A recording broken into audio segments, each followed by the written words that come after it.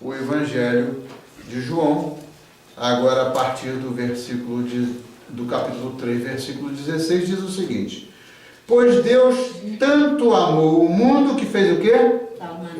Deu o seu Filho unigênito, para que todo o que nele crer não pereça, mas tenha o quê? Vida eterna. E o versículo 17 diz: pois Deus enviou o seu Filho ao mundo, não para condenar o mundo, mas para que este fosse salvo por meio dele. Quem nele crê, o que acontece? Não é condenado, mas quem não crê já está condenado por não crer no nome do Filho unigênito de Deus. Este é o julgamento. A luz veio ao mundo, mas os homens amaram as trevas e não a luz. Por quê? Porque as suas obras eram más.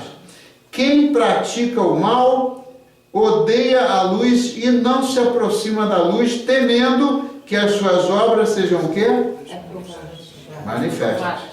Mas quem pratica a verdade vem para a luz, para que se veja claramente que as suas obras são realizadas por intermédio de quem?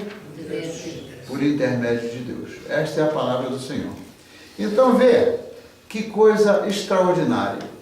Nada que se faz aqui quando a gente está buscando da orientação do Senhor, nada que se faz aqui acontece por acaso. A mensagem no domingo passado foi a mensagem da cruz. Hoje a mensagem é a mensagem da cruz número 2. E Deus botou no meu coração para a gente pregar em João 3,16, que fala sobre o que Jesus Cristo veio aqui fazer, né? Que Deus mandou o Filho unigênito dele para que todo aquele que crer nele não pereça, mas tenha vida eterna. Mas quando eu leio agora o versículo 21, diz assim: mas quem pratica a verdade vem para a luz, para que veja claramente que as suas obras são realizadas por intermédio de quem?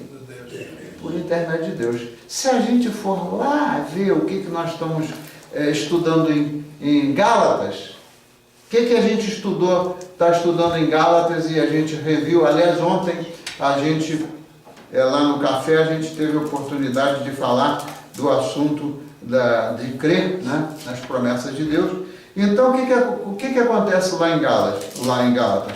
A discussão lá era que uns queriam ser justificados pelas suas obras, não é isso? Uns achavam que pela lei eles iam se justificar perante de Deus. Mas lá fica muito claro que nós somos justificados pela fé e não pelas obras da lei. Não é isso mesmo? Então, tudo faz parte do mesmo pacote. Quando ele diz aqui, quando Jesus disse aqui,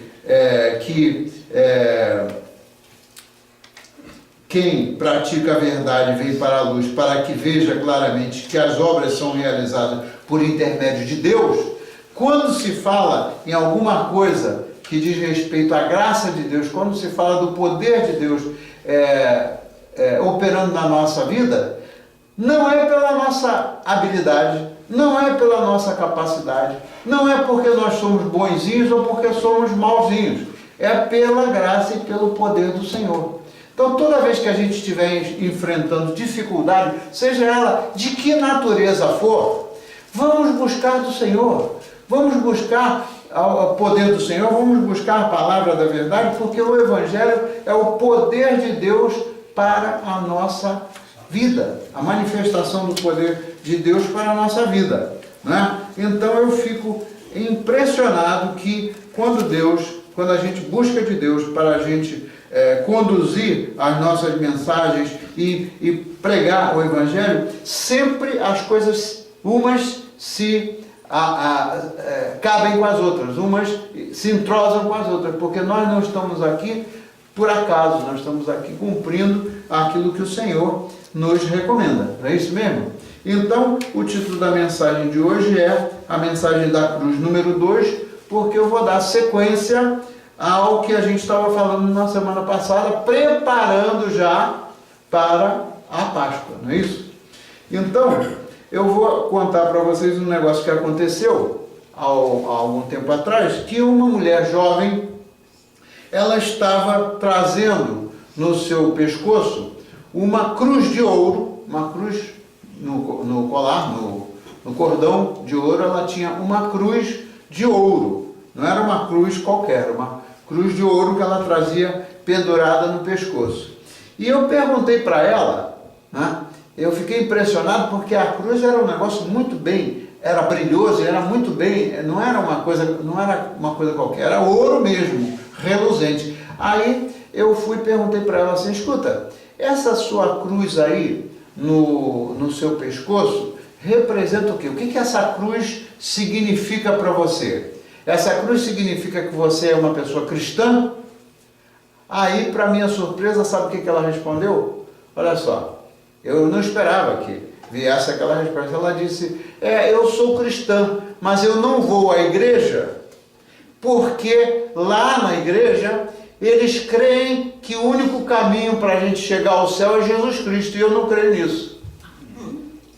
Você imagina como é que a influência maléfica da cultura deste mundo perturba a cabeça das pessoas, né? E leva as pessoas a um verdadeiro engano. Aquela mulher, ela estava carregando aquela cruz no pescoço e ela estava consciente, convencida, consciente não, acho que ela estava até inconsciente, né? Mas ela estava convencida de que ela era cristã, mas que ela não ia à igreja, porque lá na igreja eles criam que só Jesus é o caminho. Jesus é o caminho, a verdade e a vida. Só se chega ao Pai, só se chega ao céu por intermédio de Jesus Cristo. E ela se dizia cristã, mas achava que encontrava, que por outros caminhos, né, ela poderia chegar ao céu. Isso é uma coisa realmente muito triste. Então, hoje, pensando e refletindo sobre o que significa você ser uma pessoa cristã, para muita gente, ser uma pessoa cristã é crer naquilo que está escrito na Bíblia e crer em Jesus Cristo como Senhor e Salvador. Mas eu fico pensando o seguinte, tanta gente busca se justificar diante de Deus pelos seus próprios méritos ou pelas suas próprias forças. É uma tristeza, né? O dia que a gente crê realmente o que Jesus Cristo veio aqui fazer, e o dia que a gente realmente crê que nós somos pecadores e que precisamos da misericórdia de Deus, aí, muito obrigado, Isaac, muito obrigado. Aí qual é a conclusão que a gente chega? Que nós somos, de fato, dependentes da misericórdia de Deus, porque a própria Bíblia diz, e eu repito isso muitas vezes, até para mim mesmo, né? A Bíblia diz que todos pecaram e necessitam da misericórdia do Senhor. Então, as pessoas que creem em Jesus Cristo como Senhor e Salvador, essas pessoas, elas se colocam, porque nós somos pequenininhos diante de Deus, não somos? Nós somos privilegiados. O povo de Deus, os que creem, nós somos privilegiados. Nós não somos qualquer coisa. Aos olhos de Deus, nós somos muito importantes, porque nós cremos em Jesus Cristo. Mas tem muita gente que, em lugar de se colocar humildemente na presença do Senhor, se coloca numa atitude de arrogância, ou numa atitude de se achar muito poderoso para superar os seus problemas. Nós não somos poderosos nem para a gente entender a nós mesmos. Imagina, tem fases na nossa vida que a gente não entende nem a própria nossa atitude, não é isso? Não acontece às vezes da gente falar uma coisa ou da gente fazer alguma coisa que não era da nossa vontade de fazer e que sai alguma coisa que não agrada a Deus? Então, às vezes nós não somos capazes nem de nos controlar. Imagina se somos capazes de nos colocar numa posição de que vamos resolver os nossos problemas ou que nós vamos chegar ao céu independente, né, de crer em Jesus Cristo. Então, lá no café ontem a gente estava falando um negócio, porque o que acontece é o seguinte: nessa fase da quaresma são os 40 dias entre quando chega o final do carnaval e o início da Páscoa, né? Então o que acontece? Tem muita gente que faz penitência. O que é fazer penitência? É oferecer sacrifício.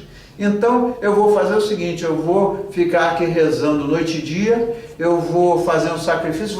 Lá no Rio de Janeiro tem uma igreja chamada Igreja da Penha, Nossa Senhora da Penha, que é lá no topo do morro, e tem uma escadaria enorme.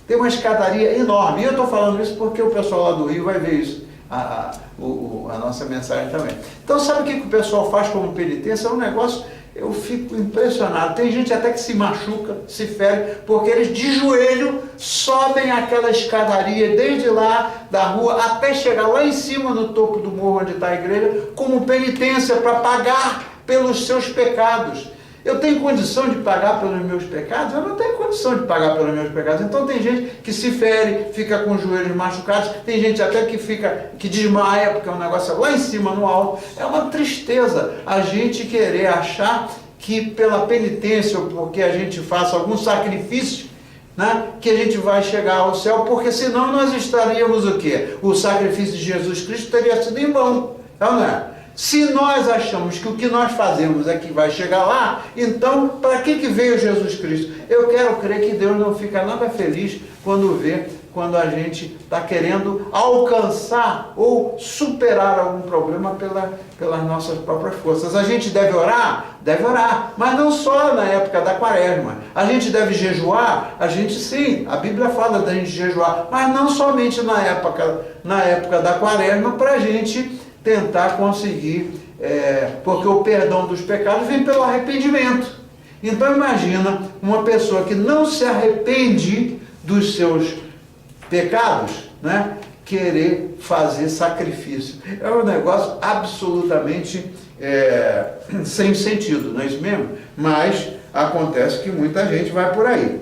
Então, voltando lá atrás, há 2000 e poucos anos atrás, nós vemos que Jesus foi morto, né? Nós cremos nisso, nós não vemos, mas os que viram, né, o Espírito Santo inspirou eles para deixar escrito na Bíblia. Por que Deus deixou escrita a palavra dele do Antigo e do Novo Testamento em forma escrita? Para que de geração em geração e para sempre a gente pudesse ter o testemunho daquilo que Deus fez pela humanidade, não é isso mesmo? Então, aqueles que viram, Deus os separou e o Espírito Santo os inspirou para colocar em forma escrita aquilo que é a verdade, né? Muito bem, então ele foi morto. Por que naquela época ele foi morto, né? Ele veio e já sabia ele que ia ser sacrificado, porque o salário do pecado é o quê? Ele tinha pecado? Ele foi lá na cruz para pagar pelos pecados de quem?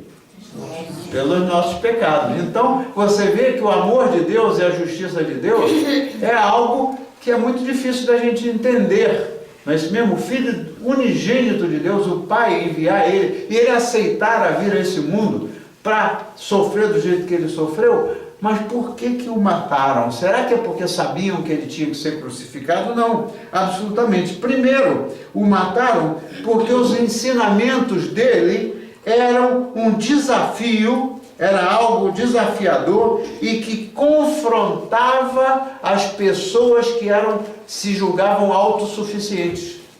As pessoas, lá na época que ele veio, que se achavam autossuficientes, ou seja, pensavam que eram capazes de resolver os seus problemas, ou pensavam, as pessoas que lá, quando ele foi crucificado, pensavam que eram autossuficientes, o ensinamento de Jesus confrontava aquelas pessoas, não confrontava? Aqueles que não o aceitaram lá naquela época, é porque eles não creram a que ele veio. Ele não veio fazer um turismo para passar lá naquele Calvário só para fazer um teatro, não foi isso que ele fez. Então, eu reconheço a que Jesus Cristo veio e me rendo ao amor e ao poder de Deus para eu resolver os meus problemas e para eu viver a minha vida do dia a dia. A nossa vida do dia a dia é cheia de dificuldades, cheia de percalços. Se a gente não crê que o Senhor é que nos dá, pelo amor dele, nos dá o poder para a gente, em nome dele, superar os problemas, a gente fica realmente perdido. Então, o que aconteceu? Lá naquela época, 2000 anos atrás, ele foi morto primeiro por esses aí que se acharam autossuficientes e que no dia lá, naquele dia lá que eles estavam reunidos, né, quando Pilatos disse se queriam que crucificasse lá o ladrão, o Barrabás, ou que crucificassem ele, aí uma grande quantidade de gente que estava lá presente disse para crucificar a Jesus Cristo, que não tinha pecado nenhum, enquanto que livraram a Barrabás.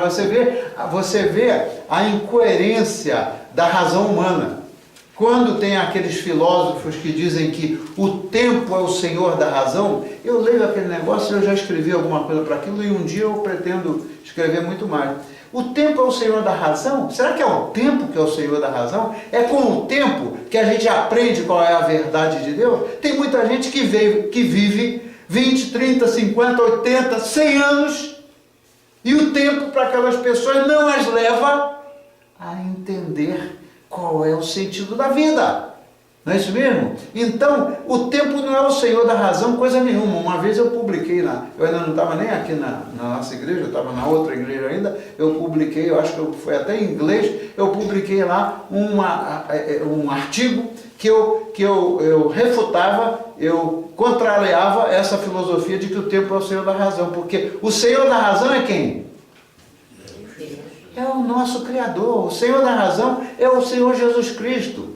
Então, a razão, ela só existe, ou a gente só entende o sentido das coisas, se a gente estiver em Jesus Cristo e o Espírito Santo de Deus abrir a nossa cabeça. Porque pode passar 10, 20, 100 anos, 200 anos que alguém viva e que nunca vai abrir a mente para entender as coisas espirituais.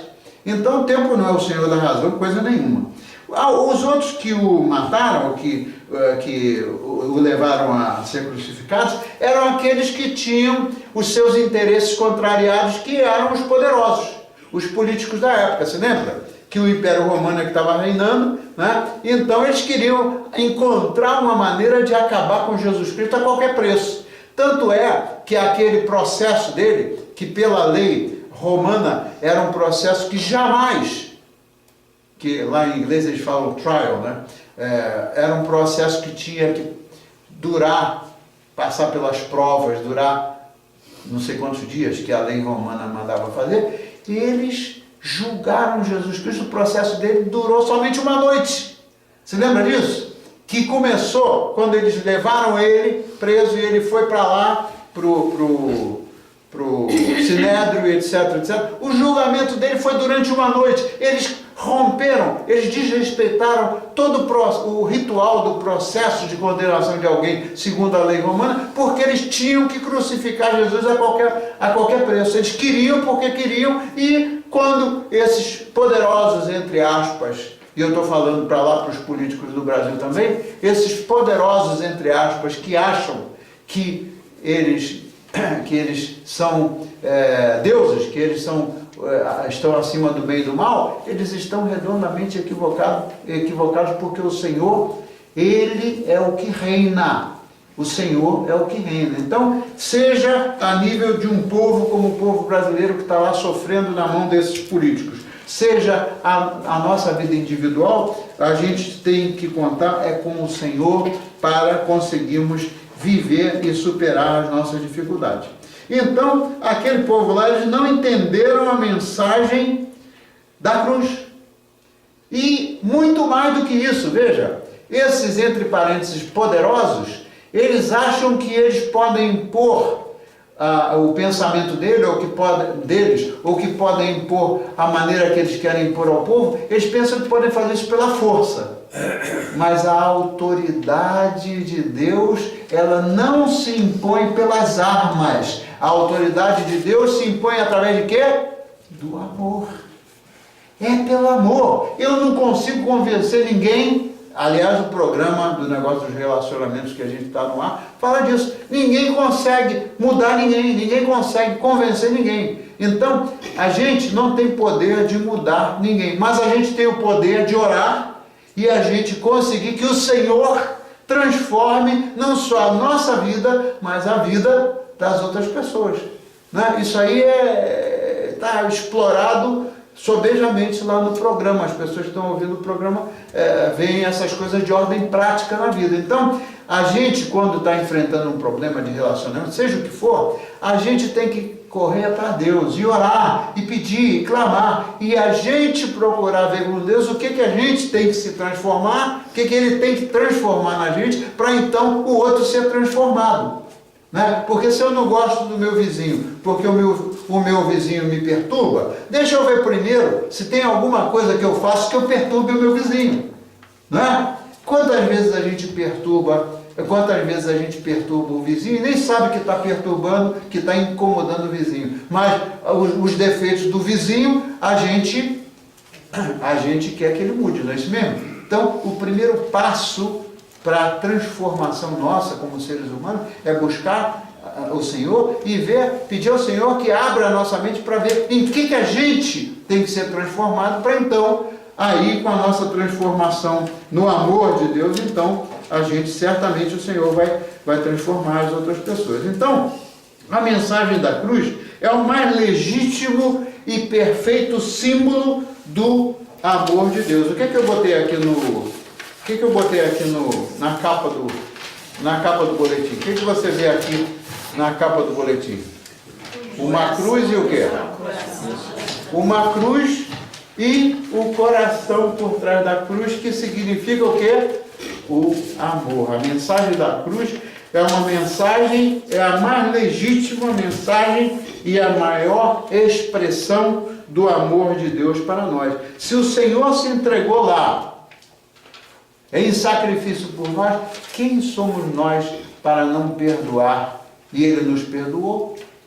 Quem somos nós para não perdoar as outras pessoas? Então, o que acontece é que aquela senhora, aquela mulher, aliás, uma mulher jovem, certamente ela estava muito equivocada ao se dizer que era cristã, mas que achava que havia outros caminhos para chegar a Deus. Então, ela muito menos sabia o que a cruz representava. Quando eu perguntei, o que a cruz significa para a senhora?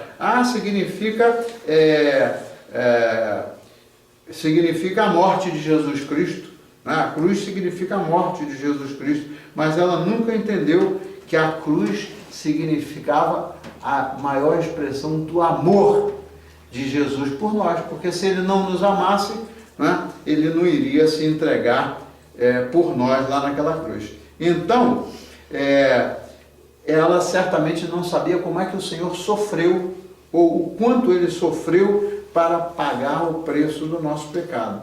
Então, o que acontece na prática é o seguinte: eu quero que a gente, durante essa semana, a gente reflita sobre isso pelo seguinte: o que veio na minha mente, e que eu também vou tomar tempo para refletir nessa semana, é o seguinte: teve uma passagem bíblica que o Senhor foi visitar lá a casa daquele fariseu, e chegou uma mulher que era muito pecadora. Ela tinha muitos e muitos pecados, o Senhor disse isso. E ela chegou lá e se ajoelhou por trás dele e começou a lavar os pés dele com um perfume precioso.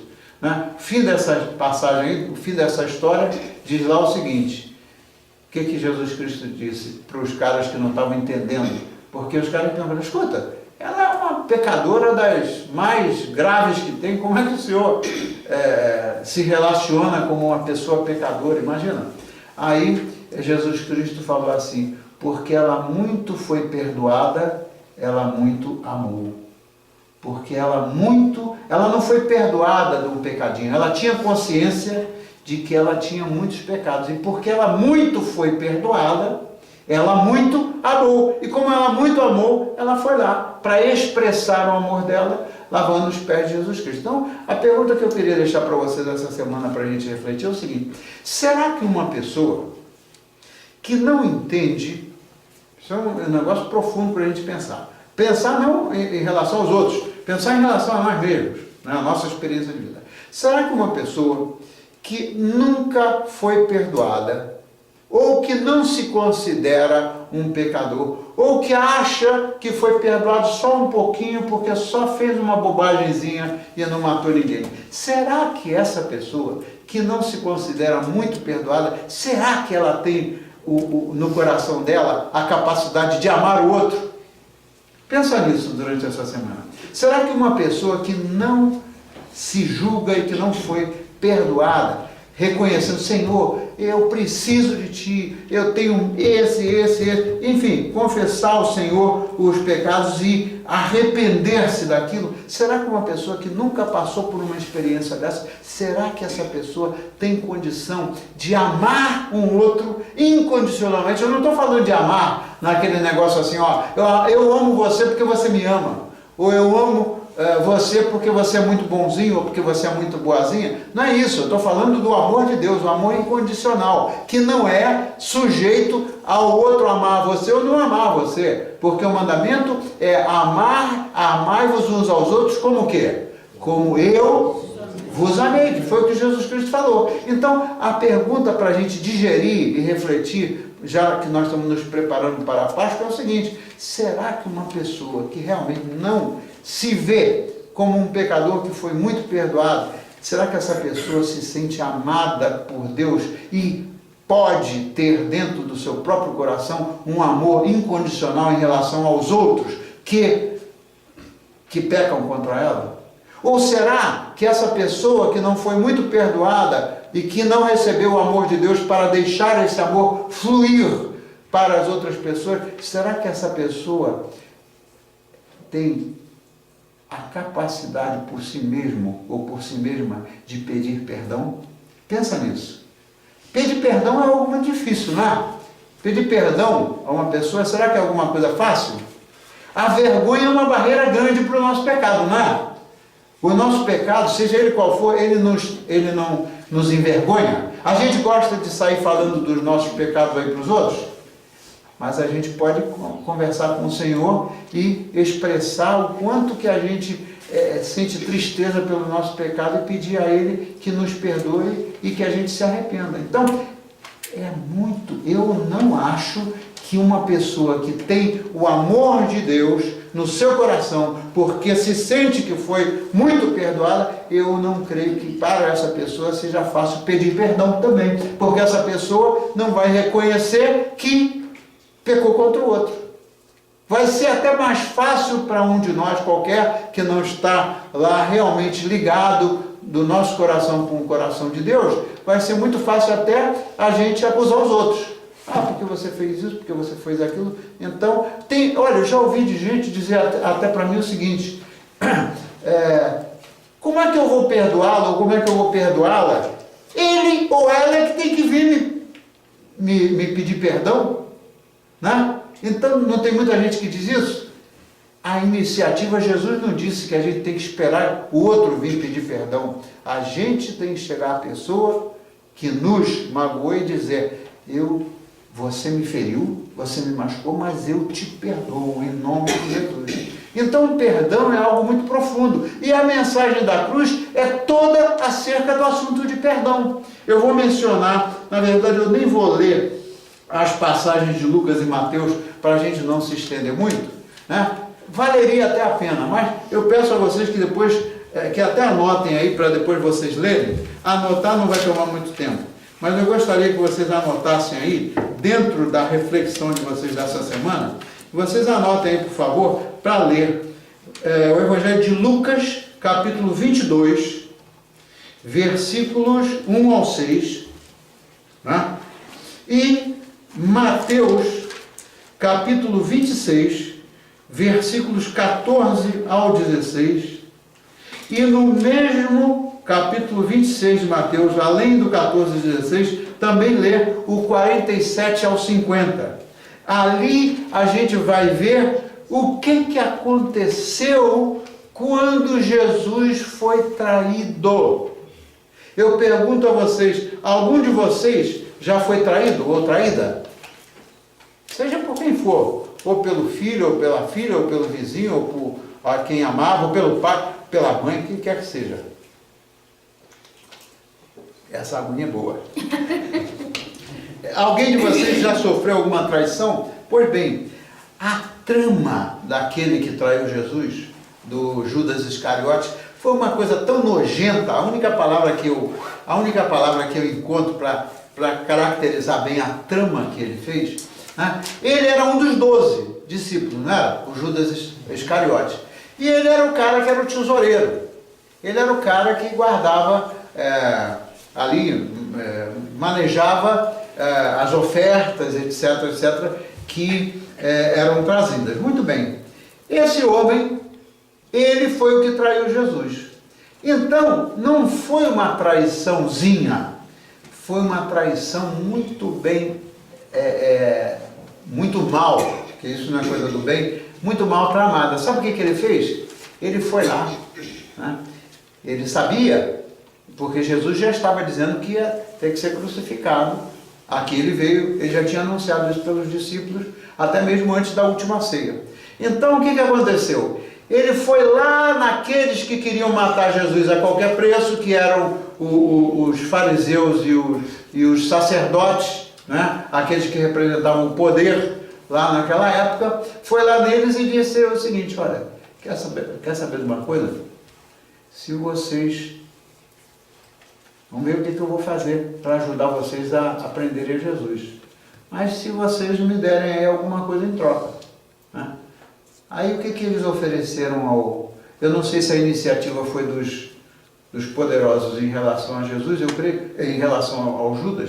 Eu acho que ele deve ter ensaiado o assunto, porque isso não ia vir do nada. Imagina, um dos discípulos de Jesus ir lá naqueles caras para tratar desse assunto, isso não veio do nada, né? Ele tinha alguma intenção. Aí os caras ofereceram para ele 30 moedas de prata. 30 moedas de prata devia de ser muito dinheiro, né? Imagina, 30 moedas de prata.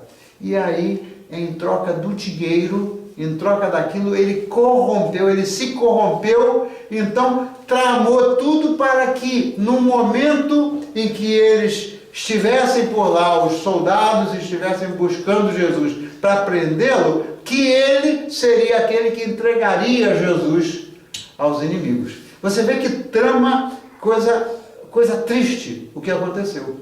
E ele fez isso por dinheiro, mas no final das contas, você vê que as coisas que são desse nível, que são feitas nesse nível, são tão tristes, que você se lembra como é que morreu o Judas Iscariotes? Ele se suicidou. Ele foi lá de volta nos caras para querer devolver o dinheiro depois que tinha feito o negócio errado. Será que devolver o dinheiro representava arrependimento? Será que ele de fato estava arrependido? E por isso ele foi lá para devolver o dinheiro em troca do que ele indicou, ele mostrou a esse aqui, e aí entregou Jesus para os caras. E ainda não está escrito expressamente, mas há comentários, né, de livros de escritores que deixaram escrita naquela época, há comentários de que ele foi beijar Jesus. Imagina a falsidade, alguém que está entregando o outro para o inimigo e ir lá beijá-lo. Mas Jesus sabia que era ele, porque na hora da realização da última ceia, o que acontece? Jesus, quando compartilhou o pão com eles, disse o quê? Aqui entre vocês existe um que vai me trair. Aí causou um rebuliço no grupo. Eu quero ver se no ano que vem, se Deus quiser, a gente com bastante antecedência, a gente faz uma apresentação de um drama que eu fiz já em 2 igrejas americanas, muito lindo, que é 12 pessoas, cada uma representando os discípulos, né? E aí, seguindo o texto bíblico, uma representação para a gente gravar como lembrança para a igreja e mandar para os parentes. Aí foi um rebuliço. O primeiro lá, Senhor, será que sou eu? Aí o outro, não sou eu, será? Enfim, foi um rebuliço quando o Senhor sabia, disse que sabia qual era o que ia traí-lo. O Senhor sabe de tudo. Ele sabe das traições, ele sabe quem trai, ele sabe quem é que está buscando trair, antes mesmo da pessoa perpetrar o crime da traição. Então não tem ninguém melhor do que Jesus para saber o que é traição. Se você, ou se eu, ou se algum de nós, ou se alguém que vai ouvir essa mensagem tiver sido traído na vida, saiba que o seu interlocutor é Jesus Cristo. É com Jesus Cristo que você tem que conversar. Não é com o vizinho, nem o pai, nem a mãe. Quem foi traído, o Senhor perdoou também a Pedro. Veja bem, eu não sei se ele perdoou a Judas Iscariotes ou não, porque Judas Iscariotes ainda no final das contas tirou a sua própria vida. Né? Ele tirou a sua própria vida, ele se suicidou. Mas em relação a Pedro está muito claro. O que Pedro fez? Está lá, aí eu quero que vocês anotem também o assunto de Pedro, porque o Pedrinho, o assunto dele está lá relatado em Mateus 26, 31 ao 35, Mateus 26, 31 ao 35, e o Lucas, capítulo 22, versículos 54 ao 62. O que aconteceu? Você lembra o que aconteceu com Pedro? O que Pedro prometeu para Jesus quando estava na hora já de ir para o Calvário? O que Pedro prometeu para ele? Que ia segui-lo até o fim, e que se fosse necessário, ele até morreria junto com o Senhor Jesus. Não foi isso? Ele prometeu? Ele cumpriu o que ele prometeu? Quando chegaram lá, né, na hora do vamos ver, perguntaram: escuta, e você? Eu nunca vi. Você é discípulo dele, né? Não, eu não sei de nada, nunca vi. E todos, não foi só o Pedro, todos os demais discípulos, no final, eles abandonaram Jesus Cristo. E nós passamos por problemas na vida como abandono. Quantas vezes a gente está com uma pessoa e se sente abandonado? Quantas vezes a gente tem filhos e a gente tem um sentimento, e a gente experimenta um sentimento muito triste dos filhos abandonarem a gente como pais, ou os avós se sentirem abandonados. Então, abandono é um sentimento tão triste, o sentimento de abandono, e acontece às vezes por parte das pessoas que a gente menos espera. Então, outra vez, não só o caso de traição, mas no caso de abandono, né? Então nós devemos conversar com o Senhor, porque ninguém melhor do que Ele sabe o que é ser abandonado. Todos aqueles que o seguiram, na hora do vamos ver, eles o abandonaram. Quem é que estava lá aos pés da cruz? Quem é que estava lá? A mãe dele? Né? Quem mais? Hã? Eu não escutei. João foi o único que estava lá aos pés da cruz. Né? Você vê, então, tudo isso que aconteceu com Jesus Cristo, ele tem mais do que experiência, mais do que o saber ministrar para a gente quando a gente trata de problemas de traição e de problemas de abandono. Então, se ele perdoou a Pedro, eu não sei se ele perdoou ao Judas Iscariote ou não, isso não é problema meu, é um problema do Judas Iscariote com ele, porque Judas se suicidou, mas o Pedro e os demais, ele perdoou. Se Jesus Cristo perdoou aqueles que o abandonaram, que direito tenho eu, como um ser humano, de não perdoar o meu semelhante? Será que se justifica a gente não perdoar o nosso semelhante, né? Qualquer que seja a coisa grave que a pessoa fez conosco, ou qualquer que seja a coisa grave que nós fizemos com outro, né? A gente não ir lá pedir perdão? Então, meus irmãos e minhas irmãs, o perdão é algo muito profundo. Eu não creio que seja fácil perdoar, mas o Senhor sabe o quanto nós temos a ferida dentro de nós, e Ele é o único que é capaz de nos curar a ferida, porque se a gente continuar carregando as feridas do abandono ou da traição para o resto da vida sobre os nossos ombros, nós não vamos chegar em lugar nenhum. Ao contrário, nós vamos antecipar o nosso sofrimento. Porque as doenças psicológicas e as coisas de ordem emocional causam doenças no nosso corpo físico, não causam? Não levam a pessoa, o estresse, esses problemas todos não levam a pessoa a ter pressão alta, não levam a pessoa a ter um monte de problemas de doença no corpo. Então, não tem sentido. Se Deus perdoou a nós todos, né, ainda quando estávamos no tempo da nossa ignorância, quando ainda não tínhamos chegado aos pés dele, que sentido tem, ou qual direito que nós temos de não perdoar os outros? Então, o Senhor colocou para nós hoje essa questão do perdão, e eu quero crer que o desejo de Deus é que hoje, a gente, ao orar, que a gente traga ao Senhor silenciosamente, e que a gente continue orando nesse sentido durante a semana, nos preparando para a Páscoa, para que o Senhor nos ajude a perdoar e nos ajude também a pedir perdão. Amém? Amém. Então vamos orar. Senhor, o único significado que a gente pode entender para a nossa vida, o único significado real e profundo da nossa vida, é o seu amor, Senhor. Para nós, a nossa vida não faz sentido se a gente não entender que o Senhor nos amou ao ponto de se entregar em sacrifício para pagar pelos nossos pecados. Senhor, pela sua misericórdia, abra a nossa mente para que a gente possa, primeiramente, rever a nossa própria vida em relação àquilo que a gente possa ter magoado, ou que a gente mesmo possa ter ofendido alguma outra pessoa. E, Senhor, abra-nos também a mente para que a gente possa perdoar aqueles que nos ofenderam. Senhor, o seu amor é tão grande que nós não temos condições de compreender a profundidade do seu amor. Mas nós queremos, Senhor, nos preparar para quando nós celebrarmos a Páscoa da Ressurreição, agora, daqui a pouco que vai chegar, Senhor, que a gente o faça espiritualmente preparado, que a gente viva essa celebração da Páscoa da Ressurreição no mais profundo do nosso ser, buscando sermos curados pelo poder do seu amor, pelo poder do seu Espírito Santo operando na nossa vida.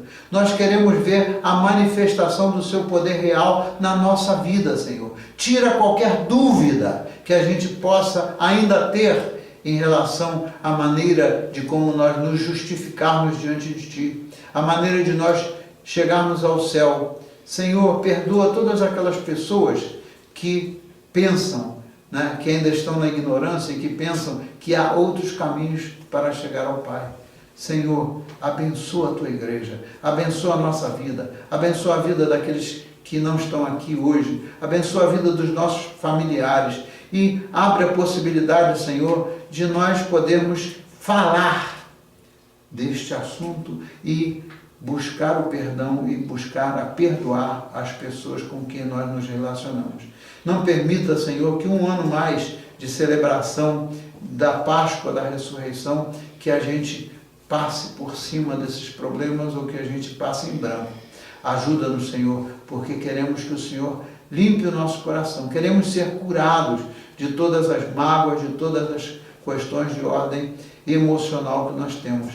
E também queremos ver os nossos filhos, os nossos netos, os nossos parentes, os nossos pais, os nossos avós. Queremos ter a oportunidade, se ainda estão vivos, Senhor, queremos ter a oportunidade de buscá-los para pedirmos aos nossos pais perdão. E se eles não estão aqui mais, Senhor, de toda maneira, abre a nossa mente para que a gente busque a Ti para pedir que nos perdoe de todas as nossas transgressões. E nós Te agradecemos porque sabemos que a Sua promessa é fiel. Sabemos que quando o perdão opera os efeitos, Ele nos livra de todo mal.